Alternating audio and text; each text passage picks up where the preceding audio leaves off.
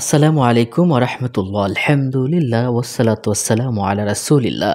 সম্মানিত দর্শক শ্রোতা, আজকে আপনাদেরকে গুরুত্বপূর্ণ জাদুর কথা জানাবো। আসক্ত বা বশ করা জাদু।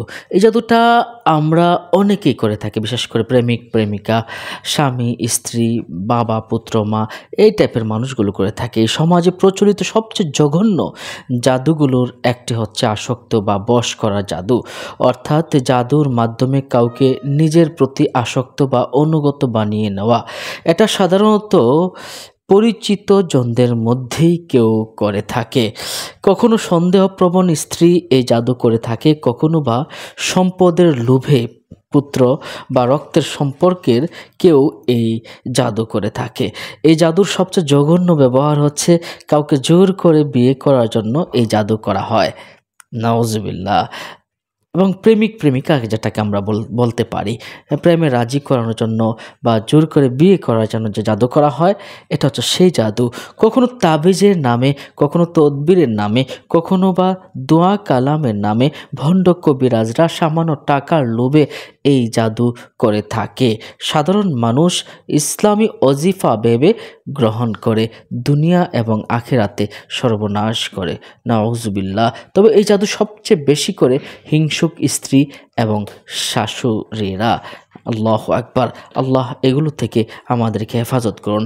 আজ আপনাদেরকে জানাবো, আপনাকে যদি এই জাদুটা করা হয়ে থাকে, তাহলে বশ করার জাদুর কিছু লক্ষণ। কোন কোন লক্ষণে আপনি বুঝবেন, কোন কোন আলামতে বুঝবেন আপনাকে জাদু করা হয়েছে, বশ করার জাদু করা হয়েছে। বশ করার জাদুর কিছু লক্ষণ বা আলামত। ১ নম্বরে যদি আপনি এমন দেখেন, যিনি জাদু করেছেন এটা আপনার স্ত্রী হতে পারে, আপনার শাশুড়ি হতে পারে, অথবা আপনার স্বামী হতে পারে, অথবা আপনার ভাই বোন মা বাবা এরা হতে পারে। যদি এমনটা হয়, সব সময় স্ত্রীর চিন্তা মাথায় ঘুরবে, অন্য কিছুতে আপনি মন দিতে পারবেন না। এই ক্ষেত্রে শুধু স্ত্রী নয়, আপনি যার কথা যে আপনাকে বশ করবে তার কথাই আপনার মাথায় ঘুরবে, অন্য কিছুতে আপনি মন দিতে পারবেন না। ২ নম্বর হলো সব সময় স্ত্রীকে দেখতে ইচ্ছে হওয়া, বাড়ির বাইরে থাকতে না পারা, বাড়িতে থাকলে সারাদিন স্ত্রীর পিছু পিছু ঘোরা। এর মানে হচ্ছে যিনি আপনাকে বশ করা জাদু করবে তার কথা আপনি বারবার চিন্তা করবেন। এটা হতে পারে আপনার স্ত্রী, হতে পারে আপনার স্বামী, হতে পারে আপনার শাশুড়ি, হতে পারে শ্বশুর, হতে পারে ভাই, বা যে কেউ, তার কথাই আপনার মনে হবে সারাক্ষণ। আবার স্ত্রী যদি করে থাকে, তাহলে স্ত্রী আপনার এমন হবে যে স্ত্রীর কাছে আপনি থাকবেন সব সময়। বাড়িতে থাকলে তার স্ত্রীর পিছনে পিছনে আপনি শুধু ঘুরঘুর করবেন। যখন তখন স্ত্রীর সাথে শুধু সঙ্গম করতে ইচ্ছে হবে, সারাদিনে এই চিন্তা মাথায় ঘুরবে, এই ব্যাপারে আপনি অধৈর্য হয়ে যাবেন। আল্লাহু আকবার। আল্লাহ হেফাজত করুন। সম্মানিত দর্শক শ্রোতা, এরপরে দেখুন, বিশেষ কোনো কারণ ছাড়াই কারো প্রতি অতিরিক্ত অনুরক্ত হয়ে যাওয়া।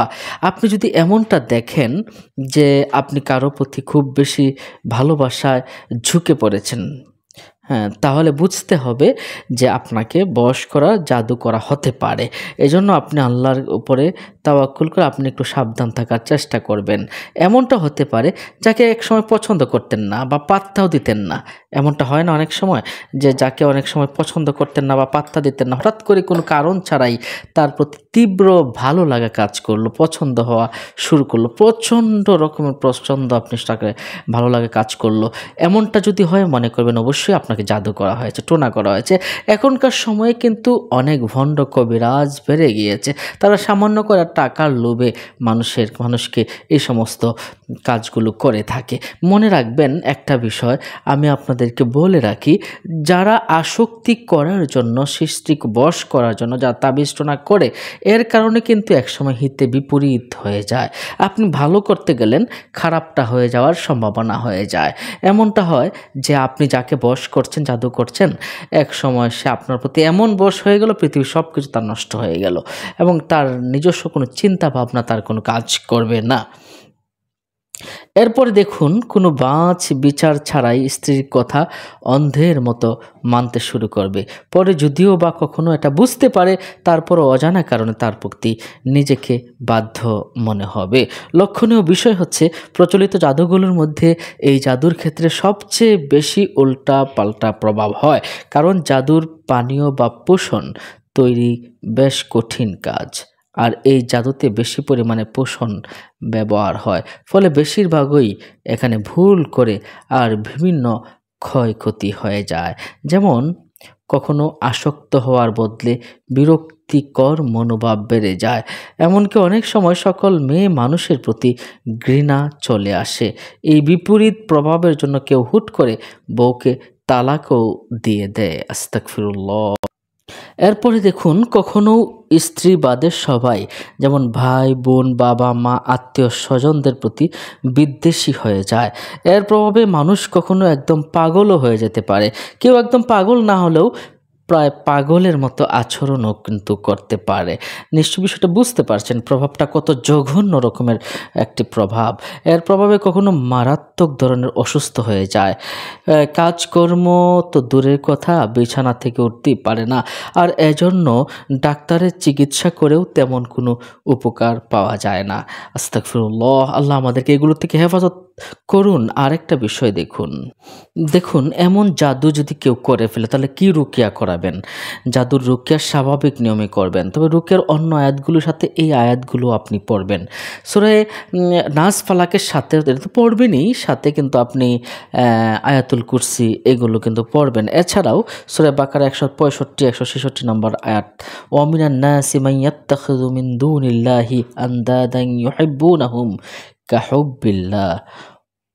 এরপরে দেখুন এই আয়াতের শেষ, والذين آمنوا أشد حبا لله ولو يرى الذين ظلموا إذ يرون العذاب أن القوة لله جميعا وأن الله شديد العذاب إذ تبرأ الذين اتبعوا من الذين اتبعوا ورأوا العذاب وتقطعت بهم الأسباب وقال نسوة في المدينة امرأة العزيز تراود فتاها عن نفسه قد شغفها حبا إنا لنراها في ضلال مبين يا أيها الذين آمنوا إن من أزواجكم وأولادكم عدوا لكم فاحذروهم وإن تعفوا وتصفحوا وتغفروا فإن الله غفور رحيم إنما أموالكم وأولادكم فتنة والله عنده أجر عظيم فاتقوا الله ما استطعتم واسمعوا وأطيعوا وأنفقوا خيرا لأنفسكم ومن يوق شح نفسه فأولئك هم المفلحون। আপনি রুকিয়া শেষে আপনি পরামর্শ, এই নিচে আমরা পরামর্শগুলো বলে দিব, এগুলো 3 সপ্তাহ পর পর আমাদেরকে কমেন্ট বক্সে জানাবেন আপনার এগুলো হয়ে গেছে কিনা। যদি জানান তাহলে আপনাদেরকে আমরা এইভাবে আপনি করবেন। একটা বোতলে পানি নিয়ে আয়াতুল কুরসি পড়বেন, সূরা আরাফের 117 এবং 122 নম্বর আয়াত পর্যন্ত পড়বেন, সূরা ইউনূসের 81 82, সূরা তহার 69, সূরা তাগাবুন 14-15 আয়াতগুলো পরে ফু দিন। এরপর চাইলে উপরে আয়াতগুলো পড়তে পারেন। পরে ফু দিয়ে আপনি কি করবেন, 3 সপ্তাহ, এই 3 সপ্তাহ সকাল বিকাল এই পানি খাবেন। মাঝে মাঝে গোসলের পানিতে মিশিয়ে গোসল করবেন। নিশ্চয় বিষয়টা বুঝতে পারছেন। এভাবে করলে আপনার এই আসক্তি বা বশ করার গুলো আপনার কাছ থেকে চলে যাবে। মনে রাখবেন এই জাদুগুলো করা হয় সাধারণত আপনাকে জাদু যখন করে তখন পানীয় বা মিষ্টি জাতীয় কোনো খাবারের মাঝে আপনাকে এগুলো করে থাকে, অথবা জাদুগ্রস্ত অন্যভাবেও করা যেতে পারে। নিশ্চয়ই এগুলো থেকে দূরে থাকবেন। আল্লাহ আমাদের সবাইকে ভালো রাখুন, সুস্থ রাখুন। আসসালামু আলাইকুম রহমতুল্লাহ। অন্য মুমিন মুসলমান ভাইকে জানাতে শেয়ার করে দিন।